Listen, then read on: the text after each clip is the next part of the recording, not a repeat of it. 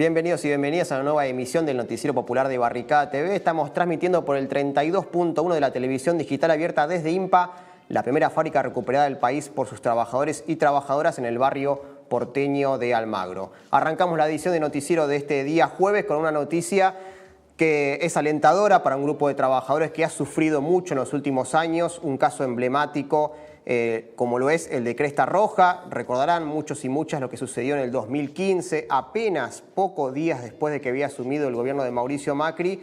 Esta empresa que tenía una larga crisis termina llevando a la quiebra, termina haciendo peligrar más de 3.000 puestos de trabajo, termina despidiendo trabajadores y trabajadoras. Luego hay incluso una represión sobre la autopista Richeri allí en Ezeiza. Bueno, toma notoriedad el caso.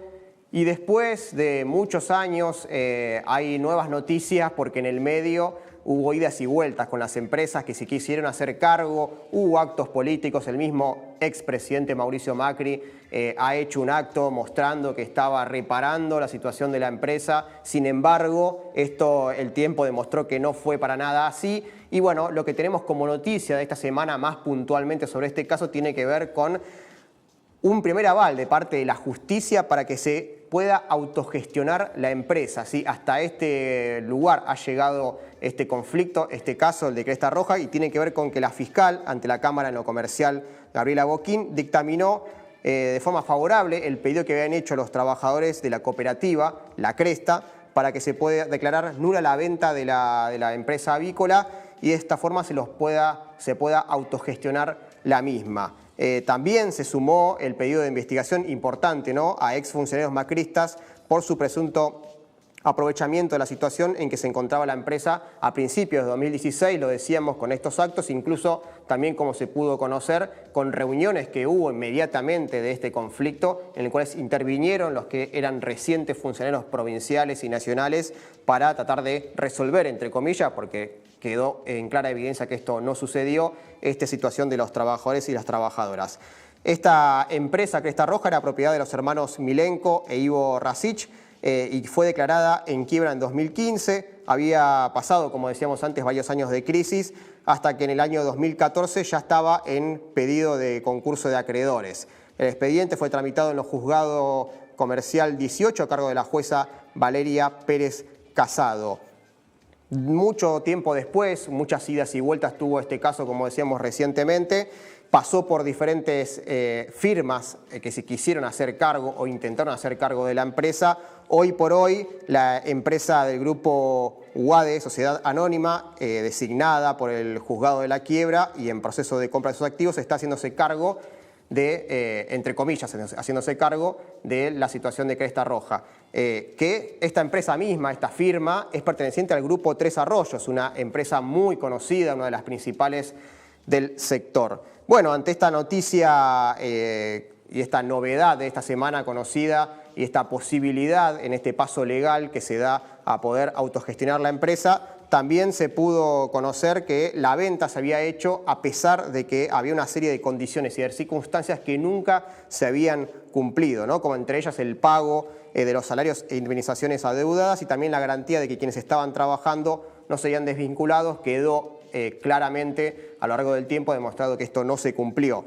Entonces los trabajadores y las trabajadoras decidieron en febrero del año 2020 poder crear una cooperativa que permita, en este caso, tratar de sostener las fuentes laborales, volver a poner en funcionamiento la empresa, y con el aval de distintos sectores sindicales y del Gobierno Nacional, el objetivo tenían este mismo, ¿no?, de reactivar la empresa definitivamente, que permita acercar a casi 2.000 operarios que habían sufrido ya a partir del 2015. Para hablar más de este tema, estamos en comunicación con Carlos Stasiuk, que él es presidente de la cooperativa La Cresta. Bueno, Carlos, en principio buenas noches, gracias por esta comunicación. Y lo primero que te queremos preguntar, ¿cómo fue que después de mucho tiempo de lucha han tomado esta noticia que conocimos esta semana y qué significa para ustedes? Hola, ¿qué tal? Buenas noches. Bueno, bastante alentadora, después de tanto que venimos luchando por el puesto de trabajo. La verdad que tanto maltrato que hemos sufrido con el gobierno anterior y, bueno, también por todas las resoluciones que sacó la jueza que tiene el expediente de Cresta Roja. Esto es un dictamen que hizo Calvo Quinn es muy alentador y bueno, nos abre un hilo de esperanza al futuro que podamos volver a trabajar primero y segundo, al profesional la empresa, que es lo que realmente queremos en ese momento. ¿Cómo fue el proceso de apelación, ¿no? Porque en realidad había un fallo anterior que les había negado esta posibilidad, ahora se da este paso hacia adelante. Contanos cómo fue el proceso de apelación ante este anterior fallo, ¿no? Y nosotros en el 2020 solicitamos a la jueza que nos deje gestionar la empresa y bueno, nos fue rechazado el pedido y hoy por hoy, bueno, el dictamen de la fiscal salió a favor de los trabajadores que nos permitiría dar el primer paso que necesitamos. Ahora depende de lo que la Cámara de Apelaciones que resuelva a favor de los trabajadores y bueno, obviamente muy, como yo recién decía, alentador y esperando que vuelva a toda la normalidad, que fue lo que nosotros queremos desde el 2015, pasaron varios años esperando este momento y bueno, hoy por hoy está en un futuro muy cercano que podamos volver a hacer lo que fuimos, trabajadores de la empresa, esta vez manejada por los trabajadores.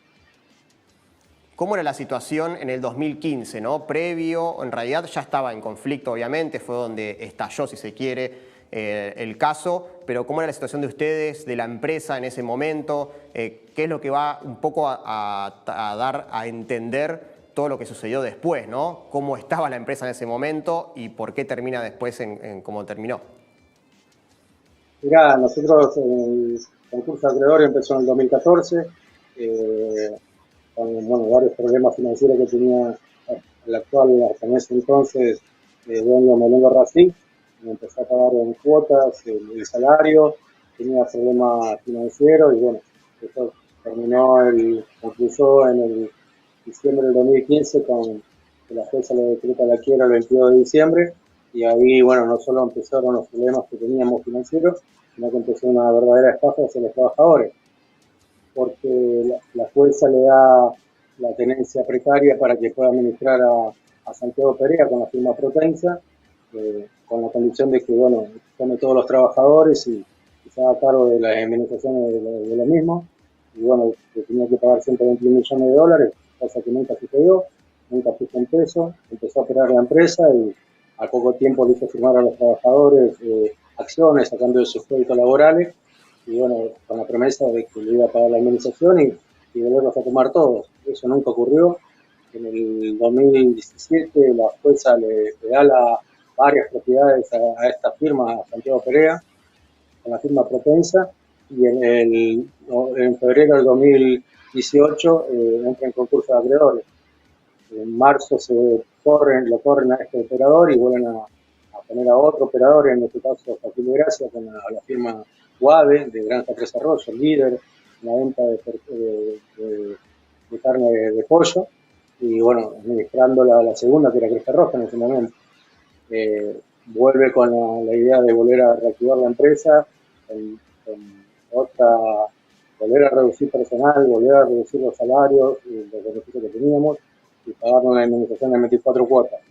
Ese acuerdo marco fue homologado en el Ministerio de Trabajo del gobierno anterior de Nación, y bueno, hasta la actualidad que sigue operando, y bueno, obviamente de los 3.300, 3.400 compañeros que eran hasta el 2015, hoy en la actualidad solo están trabajando 1.300 y hay casi 1.200, 1.300 compañeros cesantes que firmaron en ese acuerdo, que nos fueron llamados, y hay otros tantos compañeros que no firmamos ese acuerdo que fuimos despedidos.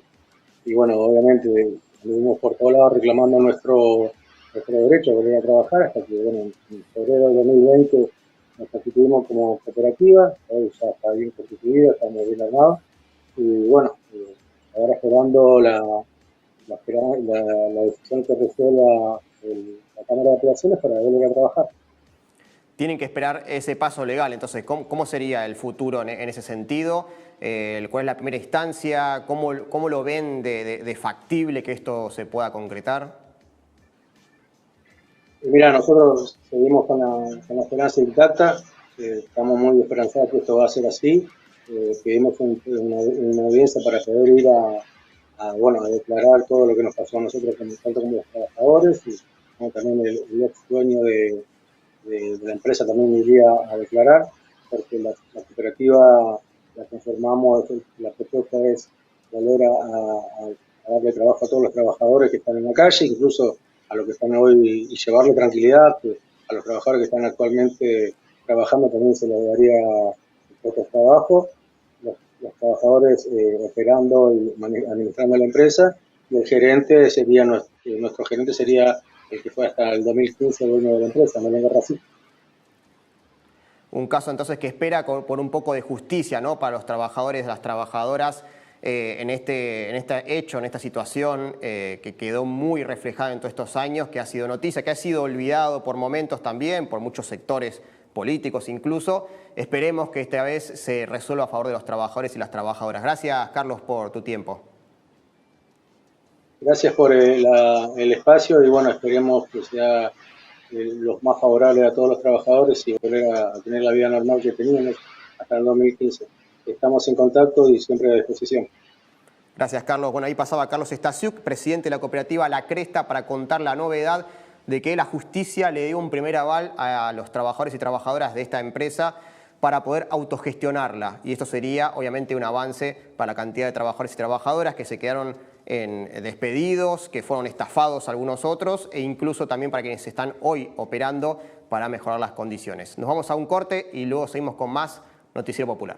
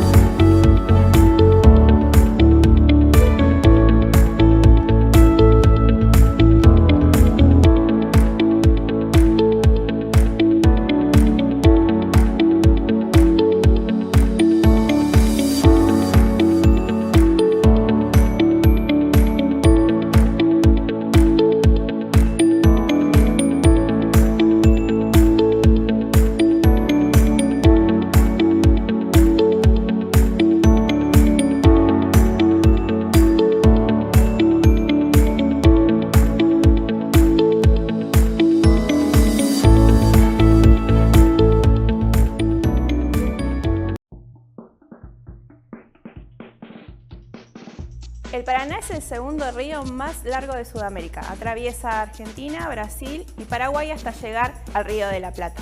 Tiene más de 4.000 kilómetros y la mitad transcurre en territorio argentino. Junto a otros ríos de la región, conforma la Cuenca del Plata, un espacio geopolítico clave.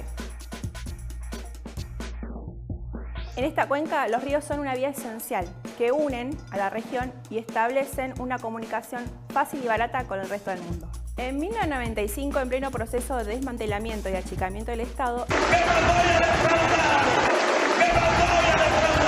el gobierno de Carlos Menem entregó la licitación por 10 años para el dragado, balizamiento y cobro de peaje del tramo argentino, al consorcio conformado por la empresa belga Jan de Nul y la empresa argentina EMEPA. Así nació Hidrovía Sociedad Anónima, que no es más ni menos que el nombre comercial con el que denominaron a esta red fluvial, Hidrovía Sociedad Anónima. ¿Y por qué esta vía navegable es tan importante? A través del Paraná circula el 75% del comercio exterior argentino, gran parte de las producciones de soja y maíz. Las empresas implicadas facturan aproximadamente unos 25.000 millones de dólares al año. Diversas organizaciones denuncian que se evaden impuestos y se trafican granos. ¿Y esto por qué es posible? La gran mayoría de los puertos del tramo argentino están privatizados. Los manejan empresas del Reino Unido, Estados Unidos, China, Francia, Suiza y Argentina, como en el caso de Vicentín. Y al Estado solo le presentan una declaración jurada. Con el trazado actual, los barcos culminan en el canal de Punta Indio, que redirige los buques hacia Montevideo. Ahí se benefician por la falta de control y los bajos impuestos. Por eso, el campo popular viene demandando la construcción del Canal Magdalena en territorio argentino y con amarre obligatorio. Los precios de los alimentos, la entrada y salida de divisas, el valor del dólar, todo esto está relacionado con este debate. Es una cuestión de soberanía. Soberanía. Pero ¿el Estado puede hacer el trabajo que hacen estas empresas? Argentina tiene capacidad técnica y recursos materiales para producir sus propias dragas. Hoy en día, una de ellas es de industria nacional y la utiliza la empresa belga. Es una cuestión de decisión. Llega el Censo 2022. Llega el momento de reconocernos. Reconocernos por nuestra vivienda, por nuestra familia, por lo que hacemos y por lo que queremos hacer.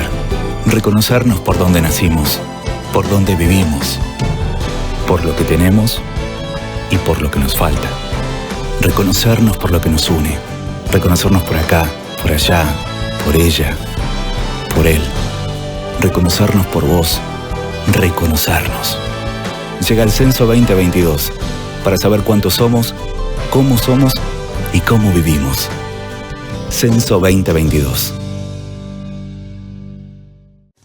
Mujeres de mi patria, recibo en este instante de manos del Gobierno de la Nación la ley que consagra nuestros derechos cívicos y la recibo ante vosotras con la certeza de que lo hago en nombre y representación de todas las mujeres argentinas, sintiendo jubilosamente que me tiemblan las manos al contacto del laurel que proclama la victoria. Aquí está, hermanas mías, resumida en la letra apretada de pocos artículos, una historia larga de luchas, tropiezos y esperanzas. Por eso hay en ella crispaciones de indignación, pero también alegre despertar de auroras triunfales. Y esto último que traduce la victoria de la mujer, el general Perón. Con él y con el voto contribuiremos a la perfección de la democracia argentina, mis queridas compañeras.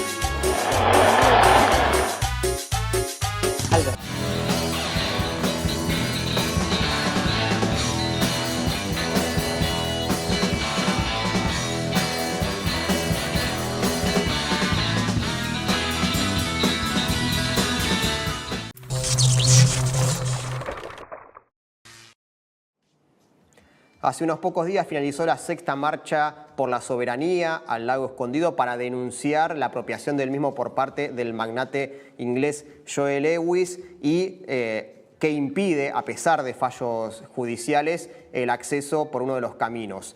En este caso nos enteramos también que esta semana el expresidente Mauricio Macri estuvo en la estancia de Joe Lewis, acompañando obviamente al empresario inglés y también demostrando un poco el vínculo, ¿no?, con este tipo de actores que solamente es un representativo de muchos otros que se han apropiado tierras en gran parte de forma ilegal en el sur de la República Argentina. También estuvo hablando el presidente Alberto Fernández, refiriéndose al caso de una forma bastante ambigua, sin mencionarlo al mismo Lewis, diciendo que esto que debería hacerse otro camino para poder posibilitar el acceso y quizás desconociendo de que los caminos están hechos, que el camino para poder incluso de forma vehicular acceder al Lago Escondido está hecho, que hay una medida judicial por cumplir, que la incumple el magnate inglés, que el Estado, en este caso de la provincia de Río Negro, pero también el Estado Nacional, nos hacen cargo de hacerla cumplir y que se ve impedido el acceso de los argentinos y argentinas a este lago. Bueno, esta situación que es denunciada, visibilizada a partir de cada marcha que se hace por parte de diversas organizaciones sociales, en cada marcha al Lago Escondido, en cada febrero de cada año, salvo el 2021 por la pandemia, se va visibilizando y demostrando, porque no solamente demuestran lo difícil que es acceder de alguna u otra forma ya que no se le permite por el camino que está autorizado, sino también demuestra la impunidad que tiene el magnate inglés Joe Lewis, las patotas que manda para que directamente no puedan acceder. Bueno, este fue el caso de la marcha, la noticia que conocimos la semana pasada. Bueno, un compañero nuestro, integrante de Barricada TV, Jonathan Rodríguez, estuvo allí, nos trajo las imágenes, estuvo entrevistando a pobladores, a otros militantes de la zona que bueno, cuentan un poco más sobre el entramado y cómo se da esta lógica que termina beneficiando a este empresario y que termina perjudicando a millones de argentinos y argentinas que pudieran acceder y conocer el lago. Vamos a ver estos testimonios y luego seguimos con más Noticiero Popular. Cada marcha se fue basando, se fue apoyando en la marcha anterior. Se fue adquiriendo experiencia, se fue mejorando lo que es la cadena logística para poder llegar hasta acá, los recursos que hay que subir. El único año que no se terminó haciendo fue en el 2021 por la pandemia, siempre dentro de la legalidad. Esa es una particularidad, no es que forzamos por una cuestión de venir con mucha gente o con violencia, forzamos y violamos alguna ley. Todo lo que se hace está dentro de la legalidad y bajo el amparo de la ley, y simplemente exigimos que queremos caminar un país que es nuestro y que los recursos naturales sean nuestros también. El problema del lago escondido arranca en el 96, que es cuando compra Lewis un poco más de 10.000 hectáreas. En realidad al principio son menos y después se le suman más hectáreas, superando las 10.000 hectáreas. El territorio, la estancia, el lago escondido, o sea, rodea el lago. Ellos de palabra te dicen que el lago es público, los lagos no pueden ser privados, pero lo que no te dejan es acceder. Se empieza toda una batalla legal, y esa batalla legal se termina con un fallo del Superior Tribunal de Justicia de Río Negro diciendo que hay que abrir el camino.